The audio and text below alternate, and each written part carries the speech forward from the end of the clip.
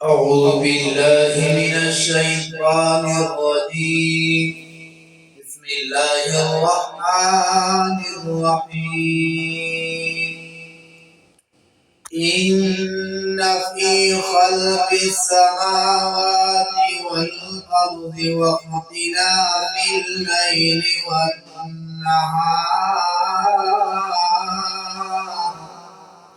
واختلاف الليل والنهار والفلك التي تجري في البحر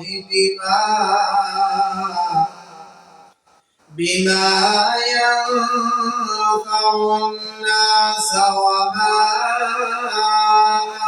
أنزل الله من السماء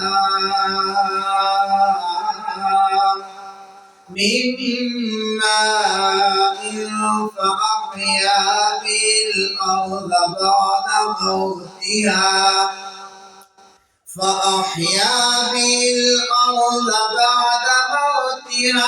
وبث فيها من كل دابة وتصريف الرياح والسحاب المسخر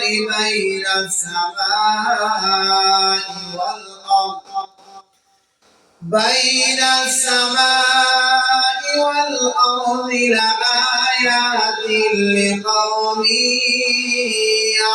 يعقلون. صدق الله العظيم. ونحن على ذلك لمن الشاهدين والشاكرين والحمد لله رب العالمين.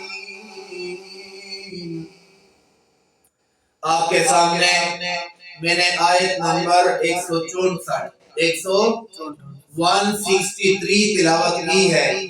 सूरतुल बकरा है, दूसरा सिपारा है और रुकू नंबर 4 तिलावत की है। रुकू नंबर 4 की पहली आयत है। तो सूरत कौन सी है? सूरतुल बकरा।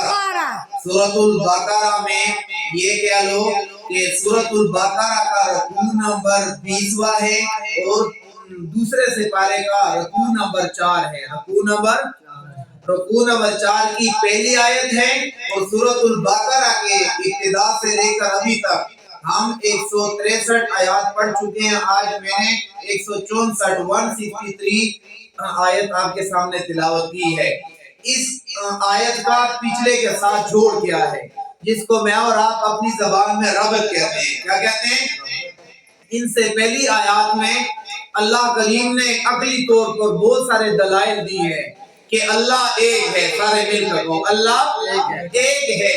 अल्लाह इसलिए एक है कि अल्लाह की दुनिया में कोई मिसाल और नजीर मिलती नहीं है, लिहाजा आपको मानना पड़ेगा कि अल्लाह क्या है?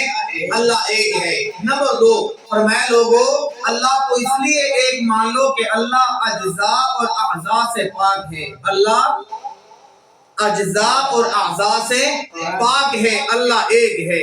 नंबर 3, फरमाया लोगों,